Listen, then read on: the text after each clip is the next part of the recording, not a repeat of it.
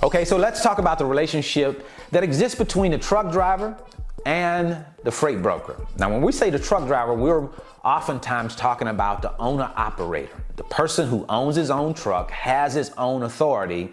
That is usually the type of person that we're doing business with as freight brokers. Now, we do a lot of business with big carriers as well, so there's a mixture there, but owner-operators, small trucking companies make up the biggest part of the trucking industry, so that's who we do a lot of the business with.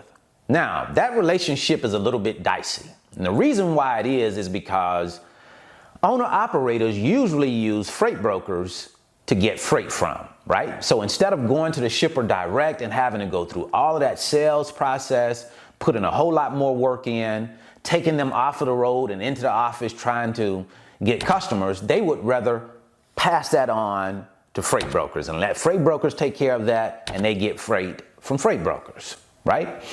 Well, it's always easy. You know how it goes. It's easy to basically blame the person that's interceding on your behalf. You can say, oh, you should have gotten a better price. And that's what it usually comes down to with freight brokers and truck drivers, owner-operators, is price problems, right? The trucker always thinks that the price should be higher. And the freight broker has a price set, a price that he knows that he has on that freight. And in order for him to make a profit, he has to sell it at a certain number. So when you have somebody taking something out of your pot, that causes a bit of a problem. And then when you don't know exactly what they're taking out, that could even be more of a problem. But I think where the problem comes in at is, I don't think truck drivers really understand that the freight broker does not work for the truck driver, and the truck driver does not work for the freight broker. Those are two independent businesses. So as a freight broker, I have a certain agenda when I'm going into any of the deals that I go into, and that agenda is so that I can make money. Now, of course, in order for me to make money as a brokerage, the price has to be right. I have to have profitable freight in order to make money. I cannot make money in this business if I don't have profitable freight. If I don't have freight at the right numbers, I'm not going to make money.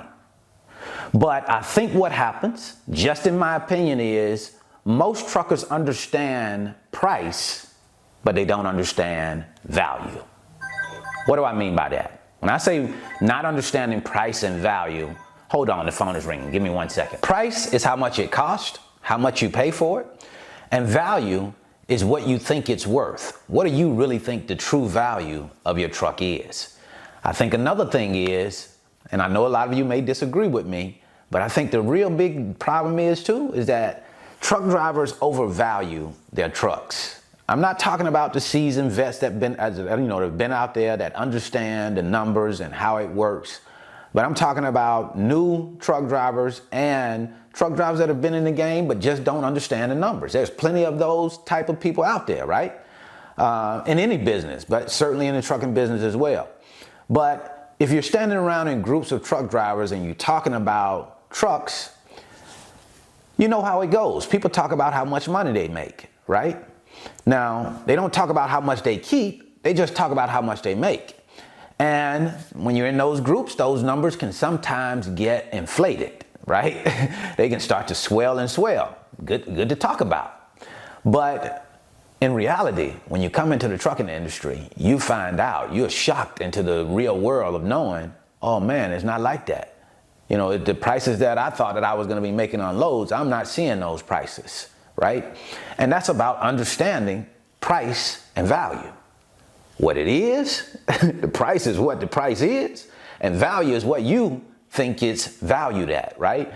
And sometimes you may overvalue your truck, because you think it's one way, but conditions, economic conditions, market conditions can say that it's a different way, right?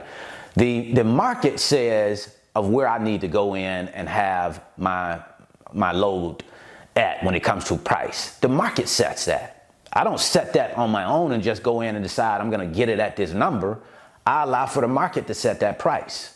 Now, when you're outside of market, if we are talking about a lane that we have a price on it, and you think that number is low, then I understand that. I understand how you may think that.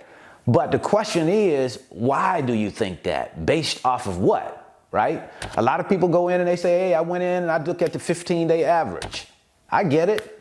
If that's your way of going about pricing loads, I don't very much think that it's about going and looking at what the 15-day average is. Of course, you can see that and have some idea of where you need to be. But when we're talking a load board, that just puts you in the ballpark, right?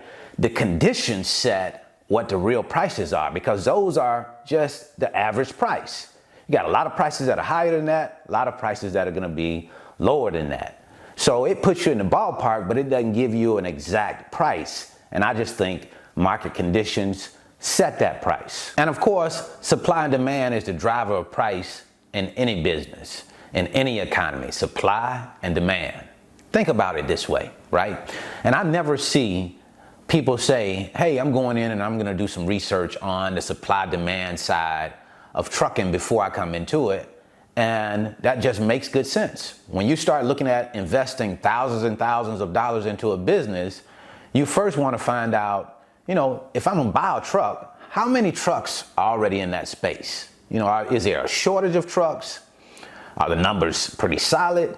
What is the real deal when it comes down to the trucking numbers? So that way it'll give me some idea of what the supply side of things is, right?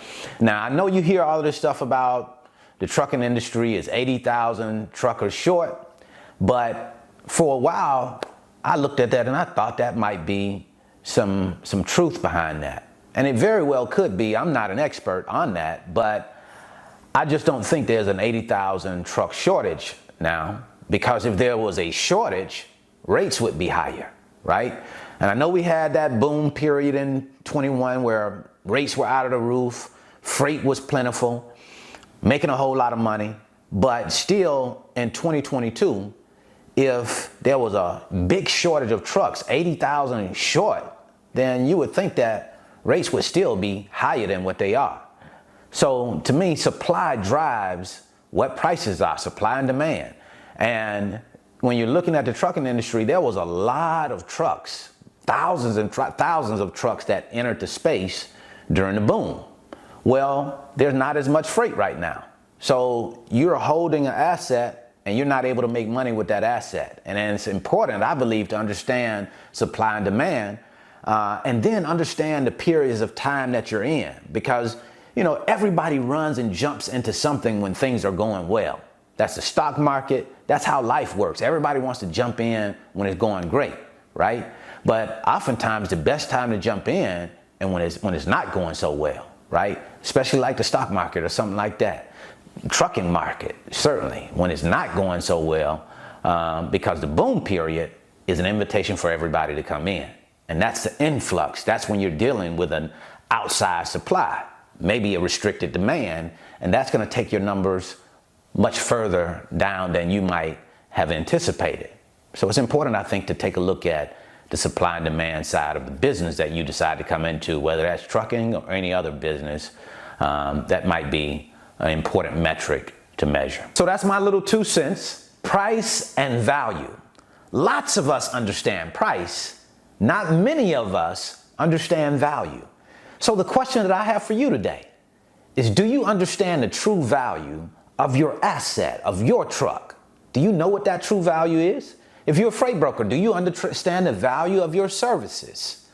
Right? Value, value, value. That's the key. Do you understand that value? When you understand value, then prices make sense. But when we don't understand value, prices don't make much sense to you, right? So that's what I wanted to share with you today. That's just my little 2 cents again, how I see it. Please let me know what your thoughts. Share your thoughts in the comment section. That would be great to give me an idea of how other people see it, because it's not just based on me and my thoughts, my way of seeing things. I like to learn from other people. So please shoot us a comment in the comment section. Let us know your thoughts. Now, if you're interested in learning more about the freight broker business, I tell you what I'm going to do. I'm going to leave you a free link. It's in the description box. Make sure you go over to the description box and check the link that says BrandonTheFreightBroker.com, and you click on that link and you'll be able to go in and sign up for my 5-video series. It's on my website. It's titled How the Load Movement Process Works.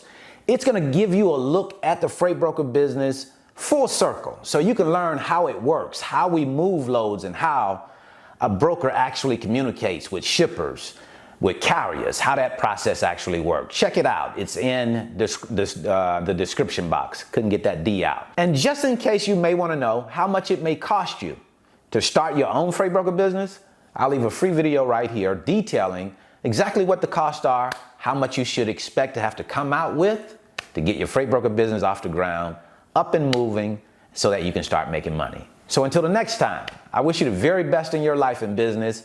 Always, always, always strive to be the very best that you can be. Why be anything less than that? See you at the very top, because the bottom is much too crowded.